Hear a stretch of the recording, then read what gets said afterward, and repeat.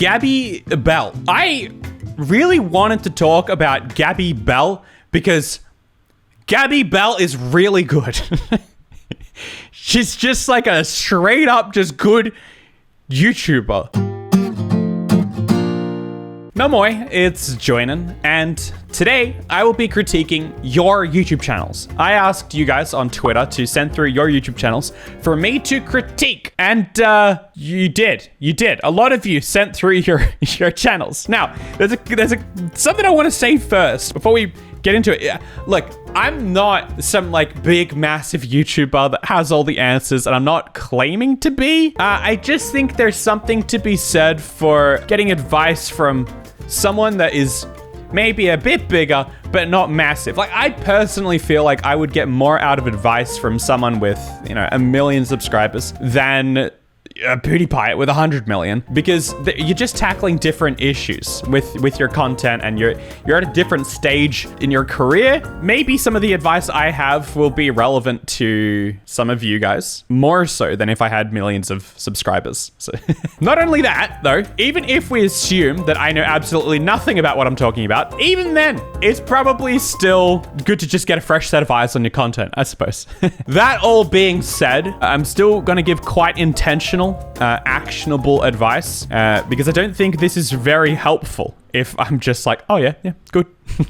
I want to actually give you something that you can at least think about. So, there were about 50 different submissions. Like 50 of you submitted your channels, all types. There's all types of channels. I think that's actually an important thing to mention, that different channels have different channel goals. Not everyone even wants to be a YouTuber just because they have a YouTube channel. They might not want to be like a YouTube personality. Some are just like meme channels, or like a general place to upload videos that they want to share around, or informative, or a place to upload their music. The point being is that not everyone makes their YouTube content in order to grow. And I guess I'm more specifically looking at the channels that I have a vibe that they want to grow, or not all of them, but I don't know. I don't know what your intentions are, but I'm taking them as if you do want to grow.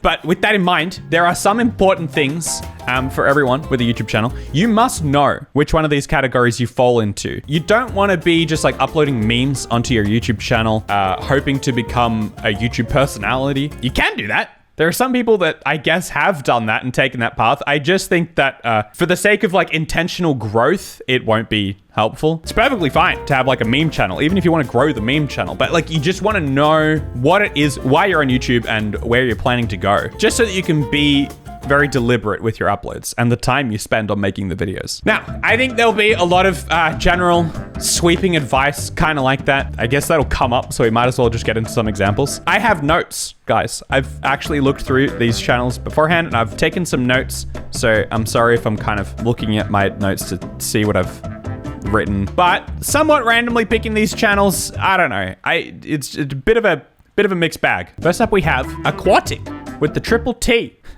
Yeah, so we got like 14 subscribers, and we can see that when we go down here, we've got like really classic, just like cat videos and stuff, which isn't necessarily what you would say like someone's trying to make, YouTube content for the sake of being a YouTuber. But yeah, I thought this one was interesting because there are some videos, maybe more recently on the channel, that are being a little bit more like YouTuber-esque. We've got this video, Illuminati Kinda Messed Up, where she talked about... Hello everyone, welcome to my video, and today I would like to be talking about how a YouTuber that I used to watch did something a bit hypocritical. Yeah, so that's like general commentary kind of stuff. I think there's some like actual YouTube topics here that make interesting videos, and you can definitely see that this person's trying out some different things. In that video, we had the speed art happening in the background, and it seems like that sort of is focus. I think it probably is a good idea. Yeah, try to focus in on the art stuff. I like the idea of the types of channels that have the art combined with the commentary topics. So there's sort of like there's a payoff. We have an incentive to watch to the end because we know that the art is coming through. Obviously, it's like this is a bit of a mixed bag. It's always worth trying different things, but I would say like, yeah, I can't really tell you what direction to take your channel. I feel like the first major step here is to figure out what are the types of topics that you want to discuss. And then all the other stuff comes later. The concentrating on like big, strong, clickable topics, thumbnails, and so on. But we'll move along. CAD Games, who is a Minecraft YouTuber. Good. There's good, strong, consistency here. We can definitely tell what the channel is about. It's a Minecraft YouTube channel. It's very clear that you know what you're doing, and also that your audience can very easily figure it out, obviously, that you are a Minecraft channel, and that is what you do, which is always something that is often kind of hard for beginning YouTubers, is to figure out what they actually do and have topic consistency. So if we click into one of these videos, we'll have a look at Minecraft Among Us Parkour Part 1. Here, Senna and Mira, and we're playing Among Us Parkour. Yeah, I don't really know much about this map, but other than it's in Spanish. So, I don't know. Anyone want to translate in the comment section, please? I translated this, 'cause I had to find the spawn, but this says, welcome to my parkour. I think we could have got that even without the Google Translate. Yeah, probably. But there's a bun here that doesn't work. Oh. We did it, Senna! Yeah, we did You guys did it! We're did so good at it! Oh parkour. my god! Oh god. Okay. So it's a nice format. It's clearly like highlights, or like long highlights. It almost feels like parts of a stream, like as if this person was streaming and then recording clips. But I don't think that's necessarily what they're doing. The energy's really good. Yeah, the energy is good. Hey, what's going on? Sean here, Tim here with Ben, and we are playing on a new Hunger Games server that I've been playing on stream. And first video on it. Ben, you ready for this, Ben? I'm ready. Alright, so yeah, those ender chests, by the way, are tier 2 chests. They're all found around the map.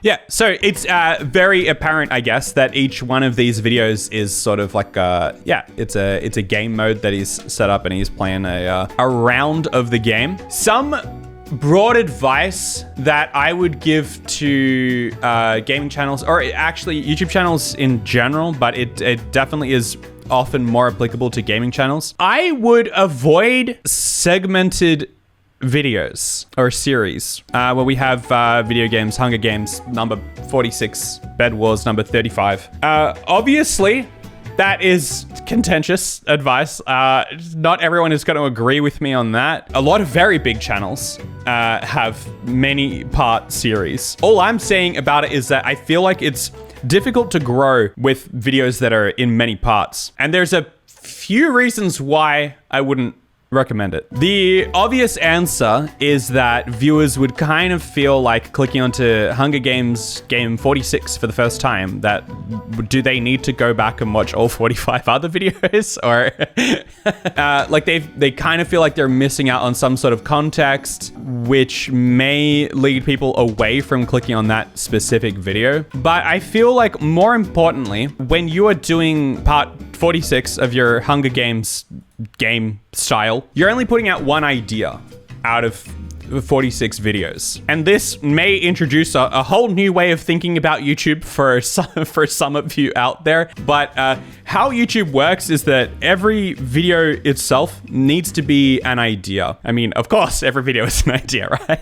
It is hard for people to be interested in someone they don't know who is just playing a game. So if I want to watch Minecraft content, there are a bunch of people I know who play Minecraft, and then there is you. And I've never watched your videos before, and there's probably other people out there doing Minecraft Hunger Games or something like that. The way you would then tackle that problem is to have a good idea. It's the idea that can separate your video about Minecraft from someone else's video. You can add a spin or a point of interest, or just regardless, like some sort of reason that someone should click on that video specifically. Then when every video has its own reason why you should click on that video, then every video becomes a chance at the algorithm picking it up. I guess an easy mistake to make is to be too attached to one idea and just keep turning back to the one idea and turn it into many videos, being only one video idea, rather than every video being its own fresh idea and its own reason to exist, its own chance at the algorithm. What about if they did a little recap? Yeah, so it's what I've done before, and giving a recap does solve the issue of there being mixed context, but it doesn't solve the issue of you're only giving yourself that one chance at the algorithm with that one idea. So every video you make, you need to think of it as Ludwig would put it, every video you make is a lottery ticket. And the algorithm at any point could pick that video and show it to people. And the idea needs to be clickable in itself. People want to be clicking on that idea. If it's the same idea 46 times, it kind of feels like you're using the same ticket rather than just giving yourself another ticket, because you can put a new idea out there that you haven't tried yet, and maybe that one will do really well. The idea then is to create like nuggets that can, like gold little nuggets that can exist in its own right, backed by good video forward ideas. You have these ideas that you know are going to make a good video with a good, clear idea behind it, then every video can kind of be its own thing that has its own chance to do really well. So there's a bit to unpack with what that actually means for a channel. But as it relates to CAD games, we've got like the perfect platform to start implementing some of these ideas. Because we have someone who clearly knows how to make a video. They are entertaining and they're not obnoxious. So if we were to take the ideas such as like Hunger Games or Parkour, there was like a Survival Island one. They're all good ideas. If you were to make them their own video and package them up to be a great video all about Minecraft Hunger Games or all about Minecraft Parkour or what have you, it kind of gives each video its own reason to exist and be something fantastic on its own. Obviously, that means you've got to come up with way more ideas and all that kind of stuff, and it's a very specific, different sort of direction to take. But when each video has its own core idea behind it, then the thumbnails and the titles follow really easily as well. And everybody knows title, thumbnail is super important, but when your ideas are simple and different to the rest of all your other ideas, the title and thumbnail can become quite concise, and the thumbnails can really easily, clearly show what the video is about that all the other videos aren't. So if we have the Hunger Games Minecraft video, we could easily have a thumbnail that really shows what is interesting about a Minecraft Hunger Games video and how it's any different to an Among Us parkour video, rather than, I guess, getting the viewer to guess themselves just based on the title. That being said, I don't always do this. You can kind of get away through going through phases of having like growth-orientated videos versus just giving people new content. Like if you already have an audience and you're not particularly interested in growing really fast at this current moment, you can kind of recycle old ideas and, you know. Now, CAD games specifically. I'm not saying to quit your series, to quit your Hunger Games series or anything like that. It's definitely a big content shift, and if you don't want to, a lot of the advice still stands. So I would attempt to figure out the idea behind each video, even if it is a part in the series, and why it should exist on its own. What makes it different from any other part in the series?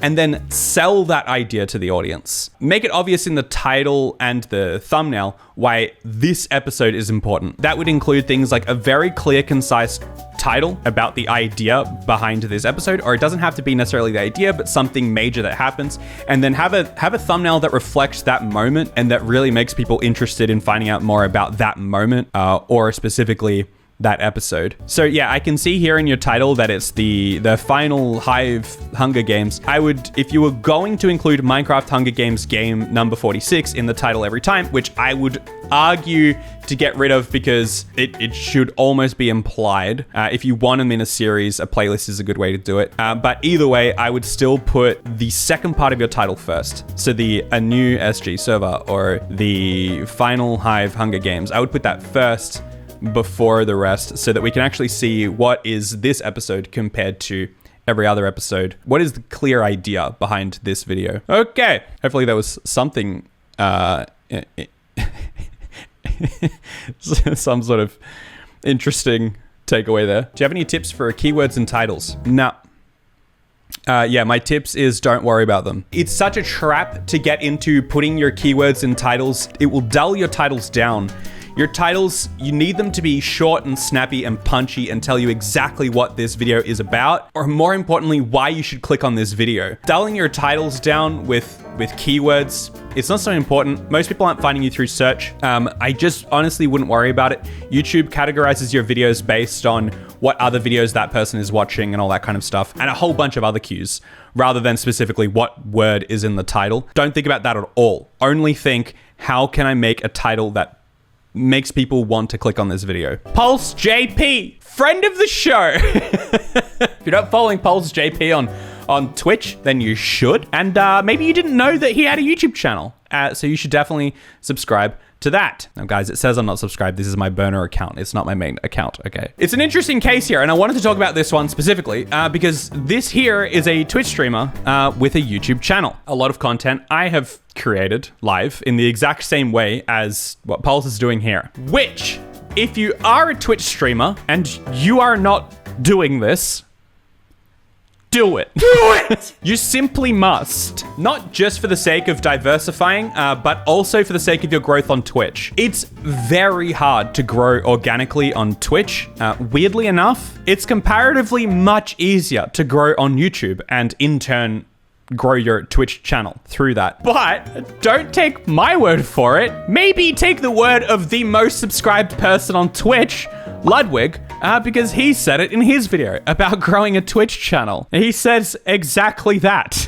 The best advice I feel that he gives in relation to Twitch streaming specifically is that the whole 9 to 5 grind on your stream, playing your game for all hours of the day and then just doing it again and again and again, it's a lie. It doesn't work, and it's pretty much a waste of time. The same kind of applies for YouTube. It's all about being intentional with what you're doing and having a content plan that considers your growth mechanisms. Anyway, here we have Pulse JP, who is clearly doing that. So let's see what we can say about his YouTube channel. I would say it's clear that he started this YouTube endeavor recently, because you go back and sure, a year ago he had these podcasts, but that's not necessarily the same thing as trying to grow a YouTube channel. So I feel like it's somewhat recently, within the past like half a year, you could say, as he started actually trying to make YouTube forward videos, and this is a good move. I fully, wholeheartedly support this move, and if you are a streamer, you should be doing it. Looking at the length of the videos, we've got like some short ones, 6 minutes, 15, 5, and then there's some that are 30. I have found that my videos specifically will underperform quite a lot if they're only like 8 or 10 minutes long. I think closing in on 20 minutes is the sweet spot, but that could just be my audience, and also it's a little bit different for everyone. I just think that YouTube does favor longer content. That being said, when we get into like 30-minute videos, you can kind of start to see a bit of a drop-off. I don't think that's necessarily because people don't want to watch 30-minute videos as much as if your video is 30 minutes, it's probable that there's gunk in there that can be cut out if you're only kind of tackling one topic, which YouTube videos kind of should only be tackling one topic. Now, that being said, this video is going to be insanely long, and I feel like I'm going to go against all my advice because this is either going to be really long or it's going to be split up into parts. I haven't decided yet. Now, obviously, Pulse does a similar thing to me. These videos that he films are recorded on Twitch. Yeah, I'm about to watch a Pokemon Direct for a little bit because I haven't watched it yet. A lot of people's first Pokemon game, believe it or not, I think Diamond and Pearl was probably a lot of people's first Pokemon game. Yeah, so anyway, you can see here we've got the chat on the side, and this is very much like a Twitch clip that we have converted into a video. Whether we take the approach of maybe then just afterwards, if you go, oh, hey, that would have been a good YouTube moment, record, hey guys, this video is blah, blah, blah. It doesn't have to be a long intro. You don't even necessarily need the intro. It's just something, I don't know, could definitely something to try out to just see whether it helps with retention or anything. I would guess it wouldn't make that big a difference though. So it's more about whatever vibe you're going for it, whether you want it to feel like it's just been nabbed from Twitch or whether you want it to feel like it is a YouTube forward idea. It is important to note that I think good Twitch YouTube channels are exactly that. They're YouTube forward. They have videos that you record on stream rather than a stream that you've turned into a YouTube video. Now, sure, your Twitch channel may be, I'm not talking Pulse specifically, I'm saying you in general. Your Twitch channel may be variety-ish enough that your videos are all over the place and you actually get some like great moments. But I do think the videos that will perform well on YouTube are the videos that have been considered for YouTube. Obviously, it depends how much of the mix you want it to be, whether you want it to just be stream highlights or whether you want to actually come across as a full-blown YouTuber. I think it's not that much more work to come across as a full-blown YouTuber anyway, and so it's worth doing because there may be, on YouTube, there is a massive, massive audience who doesn't really care about live streams, who are just there to watch a good YouTube video, and it's just a little bit of extra fluff to put in there to make it feel YouTube facing. But I do think the clear difference is that it all goes back to the idea thing, having that nugget idea. And I think YouTube is a good way to kind of craft your stream around good ideas. YouTube really loves good ideas. If you have a good idea that is easily conveyable, it will do great on YouTube if you're fun anyway. Twitch, on the other hand, you can kind of get away with content that is just sort of neither here nor there, and now you've got to try figure out how to sell it to YouTube. So that's kind of what I mean when I say there's only a little bit more extra work. It's just a little bit before starting the stream, figuring out what would do well on YouTube that I am now going to do on my stream. I have a feeling that Pulse does quite a bit of that. You always just want to be offering a value proposition on YouTube. You can't expect people to show up regardless. I'm not saying Pulse is expecting people to show up regardless. I'm talking in general. But if we do want to talk more specifically, let's have a look. We've got videos like a Japanese chef teaches me how to make okonomiyaki. That's good. Pretending to be Japanese for a day. Made my own cherry blossom tree. Yeah, there's some ideas that it's hard to know what the idea is, or more specifically, it's hard to know what the content is going to be. But that being said, we have a really good upload schedule, and that's definitely worth continuing with. I made a katakana tier list. It's a good, simple idea. It's a good example of a great, simple idea. It's really easy to understand what the idea actually is. Chi. I think as kids, as a Japanese kid, I think we've all screamed chin chin down the halls or down the street in your neighborhood. So chi is definitely up here for me. Chi. Chin chin. Guys, there's a lot of people that come to my channel and they're like, hey, how do you learn Japanese? And I always say this. I see. So this really feels like one of those ideas that we're talking about. And I remember him talking about the idea before he ever did it. It definitely feels like an idea that he's going, this is going to be a banging YouTube video. So we're going to do this on stream. We have the semi-introduction. Guys, this is what's happening. And you can tell it flows nicely. And I reckon that this really feels like a YouTube video. And that's good. I feel like for the YouTube videos that end up on YouTube, this is a great example. It's also good editing. Same thing, just learn hiragana and katakana. Katakana is the hidden boss. It's basically the hidden boss of the Japanese. Don't you guys agree? I hate katakana. And I know some of you guys also struggle with it too. It's kind of annoying. Why are they so similar? But why are some of them so similar but completely different? No, it's good. I love it. I love this stuff. Yeah, watching through that video, I would possibly recommend like a slightly faster editing pace, but that's all still stylistic. But it is worth playing around with, just because you may find that it helps, or you may not. It really depends on your specific audience. Now, the thing with any of these videos, and even this video here, I think this is a good video idea. But as Ludwig would say, where are your stakes? What are your stakes? What's waiting for me at the end of the video? Like, why should I keep watching it? It doesn't have to be tension, but like some sort of reason to watch it to the end. The first trick is getting people to get onto it. The next trick is getting people to watch to the end. And yeah, I guess there is an inherent thing there with a tier list. You want to see the tier list when it's done. I know Ludwig does tier lists all the time, and he's, the king.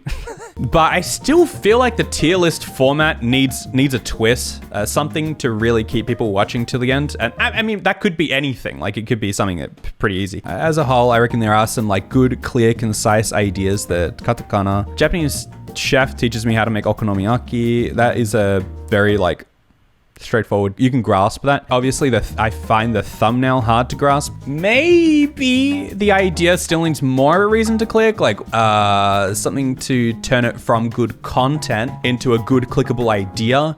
But I'm not sure what that would.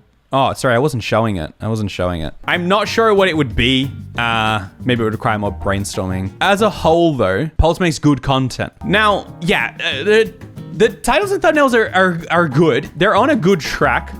Definitely a specific style, I would say, with the thumbnails. But I think, like, here, the katakana, it's a good example of how a good idea can easily translate into a clear, good thumbnail and title. Often it's easy to work yourself into a corner of like, oh, I know there's gonna be fun video, i.e. this is something fun that happens on a stream, compared to something that you can easily convey in a title and thumbnail format. We've got a good, simple title. It's really obvious. I made a katakana tier list. We've got a good, clear thumbnail. There it is, the katakana tier list. There he is. We know he's going to be a part of it. Yeah, I think if, pretending to be Japanese for a day, I'm not sure what's going on in this video, and I think the title's fine. I think the thumbnail could almost include maybe like an example of what the type of content we're actually getting into with this video. Like, what does that actually mean? Pretending to be Japanese for a day, in a good, clear, concise sort of way. I think if the audience has to guess what the content is gonna be, then the title, thumbnail, and or the idea itself could be clearer. I'm not saying anything about the content. I think the content here, Pulse's videos, they're fun and they're entertaining. Like the One Piece one here, One Piece Film Rocks 2022 reaction. Yeah, so this video has got like more views than a lot of the other ones, and I guess people are interested in One Piece, or interested in reaction, that kind of stuff. I think this would have been a great opportunity to really play on people's expectations of what could be happening in whatever it is you're about to react to. And I do this I have to do this every day. I have to kind of give people, I guess, a sample, or maybe slightly mislead them into thinking that the thing we're reacting to might be really crazy. And then you hopefully come through with the guys, I'm still fun. I'm fun to watch anyway. But like what I'm saying is, if this is a One Piece film reaction, this new One Piece movie, I guess you could put like, I don't know, maybe there's like Luffy in the thumbnail. He's got some like new power or something we haven't seen before. You just get people's brains questioning, what could this be, rather than reiterating what we see in the title anyway. So yeah, putting reaction in the title is certainly a direction, and people do that. I find if you have any sort of commentary beyond simple reaction, if you have anything to say about what you're actually reacting to, there's probably a takeaway that you can use in your video that will provide a little bit more interest. So if you are reacting to something, if I'm reacting to Trim Trim, rather than title my video reacting to Trim Trim, if in the video I'm like, wow, this is terrible, then my video is Trim Trim is terrible. my title is something like that. There's usually a takeaway you can pull from whatever your reaction is. Wait, what video is this? Do they actually have a new One Piece movie coming out? Let's take a look at it. I haven't seen the trailer yet. Yeah, it's like a new One Piece trailer. It's for like a movie. It's it might have some spoilers, but I won't say too much about it. But like, it's yeah,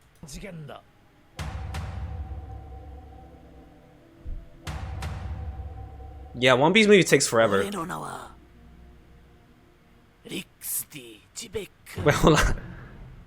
Wait, hold on. Am I gonna get rickrolled? Wait, this is fake? Okay, yeah, okay, so it's fake. Right. The video itself is fake. So I guess you could title it something like, the new One Piece film is really dumb, or, something like that. You're giving the audience the reason they need to see your opinion about what it is you're reacting to, beyond the fact that, oh, there's a new One Piece movie. Sure, it's slightly clickbait, but because it's fake, but that's all in good fun. And I mean, I guess in the same way you titled it as if it was a real movie anyway, I guess that's sort of the appeal of the video. It's like, we all got done did. So yeah, anyway, I'd work on the clean, like straightforward ideas, titles, thumbnails, and we are Gucci, baby. You're really far along for how many videos you have, and it's honestly just about sticking to this and just keeping up with those releases. I wouldn't worry too much about like specific release days or times or anything like that. Just get the videos out, and yeah, with the current release rate that you're doing, we're good. Gabby Bell. I really wanted to talk about Gabby Bell because Gabby Bell is really good. She's just like a straight up just good YouTuber. Here is her YouTube channel. It's really clear from looking at her videos that she is a YouTuber. She makes YouTube videos. She's putting time and effort into this channel, and it shows. Ranking YouTubers' attempts at music. The guy looks like... Come on, you can't tell me. Hi. YouTubers and content creators making music feels like 2015 YouTubers making books. There's a lot of them suck. There's a never-ending sea of them, but I'm here to definitively put a ranking to them all. I'm here like the god of YouTube. When you die and go to YouTube heaven, and you ask the YouTube god me, did I make good music in addition to my content? I'll be like, I'd put it at a C tier on the tier list. Here's something that... It's good. It's good. I can't fault anything here. It's a good title. It's good content. It's good quality. She's got good presence. The editing is good. It's funny. Yeah, at this point, like in talking about the video topics, I wouldn't even give the advice of like, oh, try to zone in on a specific type of content or topic, because you're doing a good enough job that it probably just comes down to what types of videos start to do well for you, and then just do more of those. I honestly think Gabby is at the level where any advice I give isn't particularly necessary, because she either already knows or she's clearly going to figure it out anyway. What I can offer is a fresh set of eyes on your thumbnails, meaning that I can just scroll through and see what does and doesn't jump out at me. It's clearly like its own aesthetic here. I think it's clear that she's zoning in on an aesthetic. We have like a clear type of aesthetic going on for a little bit. Then we've got the clear blues, all that. And then we're kind of trying out some other things, which is always good. Always try out different thumbnail styles. This video here, becoming an e-girl for a day, that is one of the like classic thumbnail styles, like slightly scrapbooky. I'm not necessarily saying that you should try out some of the classic clickbait thumbnail formulas, but like for example, like if this becoming an e-girl for a day, you could imagine a thumbnail that's split down the middle, classic 50-50. You've got you on one side, you on the other, before, after, got a little arrow in between, add a little bit of text somewhere, I don't know, that kind of thing. Like just some of the real basic, like for whatever reason, thumbnails in this style seem to do kind of well. Maybe more like look at some of the classic clickbait style thumbnails that get heaps and heaps of views, and do them in a way that is like suits your aesthetic and the aesthetic you're going for and that kind of thing. But just to try it out. I'm not saying like, oh, what you need to do is this and try these new thumbnail styles. Just like it's good to give different thumbnail styles a go, look through trending and have a look like how are other people thumbnailing. And I know that other people are thumbnailing their videos like this. I mean, I've thumbnailed some of my videos like this. I think regardless, any type of thumbnail style you go for, I always want to push people to go for bold, clear thumbnails that draw attention to just one or two things to kind of pull your eye in, rather than it seeming like a spread. How video games affect your mental health. That's a great topic, great title. And the question is, how do you depict that in a thumbnail? It's a hard one. I guess you could imagine like a big close up of a depressed Tom Nook, and you like peeking out all worried behind it or something, or I don't know, something that conveys the emotion. I don't know how good my idea was, but some videos are just inherently hard to thumbnail, but it's always worth attempting to depict the overall idea or a specific example or something like that. Specific example of something you're talking about in the video or something like that. I know that this style, it's a little bit like like Danny Gonzalez and Drew Gooden, I don't know, that kind of like, my face people. I'm sure there's other people who your style even fits with even more closely. The thing is, like, I find that looking at those types of styles, you get when you're looking at thumbnails of people who have really big channels, it's really hard to take their thumbnails as inspiration or even good advice for your own thumbnails, because people who have the audience respect to come back and watch their videos regardless, they don't have to concentrate so much on thumbnails or even titles because people are watching them and they know their content's going to be good and they're clicking on it anyway. So I like to take inspiration from YouTubers who I feel like are a little bit bigger than me, and then even then you look through their videos and see which ones did really well comparatively to their other videos, and then try look, okay, what have they done differently in this thumbnail compared to their others, and take inspiration like that. The biggest thing is you don't have to make your thumbnails from scratch just out of your own head, a new format you've never even seen before. All the thumbnail formats, they're kind of done. They're all already done, and so it's just worth kind of adapting some of them to your own and trying different ones out, which I feel like you are doing anyway, so good.